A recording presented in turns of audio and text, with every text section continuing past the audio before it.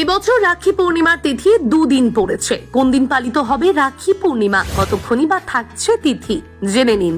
ভাই বোনের মধুর সম্পর্কের উদযাপন হয় এই উৎসবের মধ্যে দিয়ে। রাখির সুতোকেই রক্ষাকারী প্রতীক হিসেবে গণ্য করা হয়। রাখি বন্ধন বা রক্ষা বন্ধন প্রতি বছর রাধা কৃষ্ণের ঝুলন যাত্রার পর পালন করা হয়। ঝুলনের পর যে পূর্ণিমা তিথি পড়ে সেই তিথিতে পালন করা হয় ভাই বোনের এই বিশেষ উৎসব। পূর্ণিমা তিথি শুরু হচ্ছে আগামী 8ই অগস্ট বেলা 1:55 থাকছে 9ই অগস্ট বেলা 1:39 পর্যন্ত।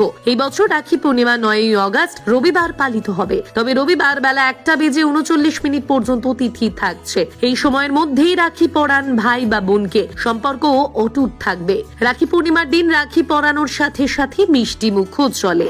রবীন্দ্রনাথ ঠাকুর 1905 সালে ব্রিটিশ সরকার যখন বঙ্গভঙ্গ ঘোষণা করে তার বিরোধিতা করার জন্য এই উৎসবকে ঐক্য ও ভ্রাতৃত্বের প্রতীক হিসেবে ব্যবহার করেছিলেন। তিনি এই উৎসব হিন্দু ও মুসলিম উভয় সম্প্রদায়ের মানুষকে একে অপরের হাতে রাখি বাঁধার জন্য উৎসাহিত করেন, যা সাম্প্রদায়িক সম্প্রীতি রক্ষার একটি প্রচেষ্টা ছিল।